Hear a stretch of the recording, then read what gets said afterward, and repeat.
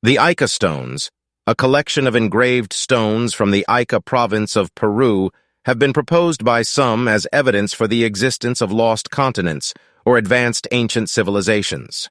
However, the validity of these claims is widely contested by experts and scientists in various fields. The Ica stones are a series of carved and engraved stones that allegedly depict a wide range of scenes, including humans interacting with dinosaurs, complex surgeries, and maps showing a different arrangement of continents than what is recognized today.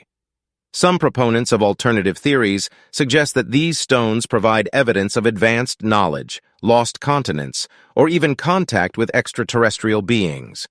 The validity of the Ica stones as evidence for lost continents or advanced ancient civilizations is highly controversial and largely dismissed by mainstream scientific communities for several reasons.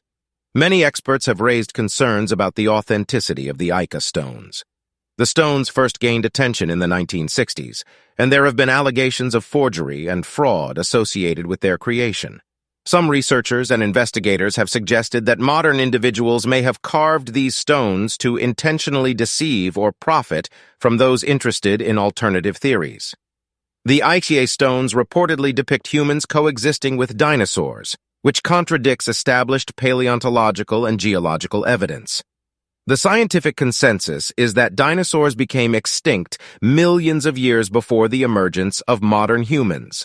The lack of proper archaeological context and documentation surrounding the discovery of the Ica stones raises doubts about their origin and authenticity.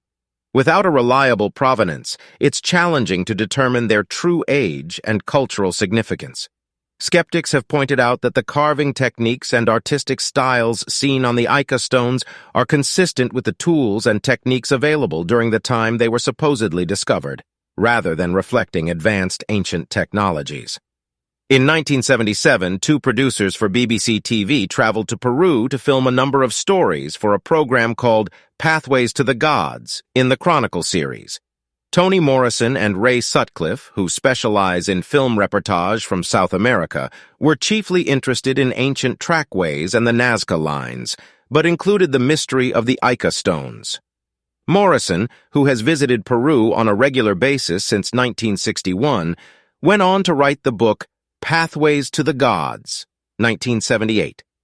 He was told by local informants that, despite the esteem with which Cabrera was originally regarded, his crazy ideas had isolated him and created some bad feeling in the community.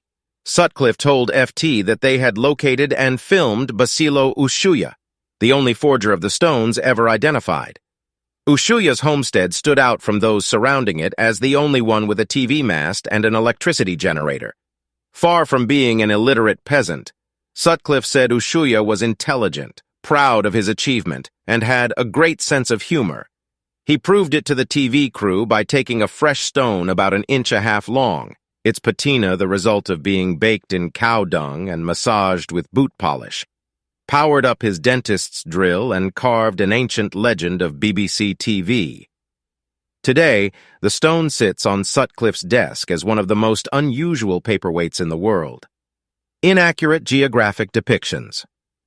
The claim that the Ica stones depict a different arrangement of continents contradicts well-established geological evidence, such as plate tectonics and continental drift.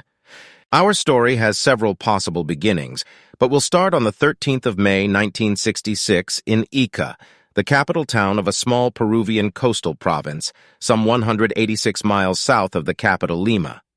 It was the 42nd birthday of a local physician, Dr. Javier Cabrera Darquea, and his old friend, photographer Felix Losa Romero, had presented him with a seemingly innocent gift, a curiously marked stone. Dr. Cabrera, who had a long-standing interest in the prehistory of the region, examined the design on the stone and identified it as a species of fish that had become extinct millions of years ago. News of his excitement reached the ears of Carlos and Pablo Soldi, brothers and well-known collectors of pre-Inca artifacts.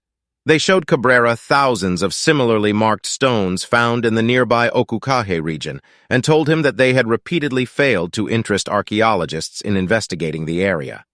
Cabrera bought 341 stones from them for the equivalent of UK £30. Cabrera's private museum includes a collection of stones belonging to his father, Bolivia Cabrera, a Spanish aristocrat gathered from the fields of the family plantation in the late 1930s. They resembled his new acquisitions, and soon he found another supplier, a farmer named Basilio Uschuya, and bought many thousands more from him. By the late 1970s, Cabrera estimates, he had over 11,000 of these anomalous engraved stones. The stones vary in size from pebbles to hefty boulders and have a dark patina into which the designs are incised. They bear an astonishing variety of images, including some showing bestiality which have been described as pornographic. And Cabrera has arranged his collection into groups, including star maps, maps of unidentified lands, scenes of complex surgery, men using telescopes to observe stars and comets, and what seem to be humans in flying machines.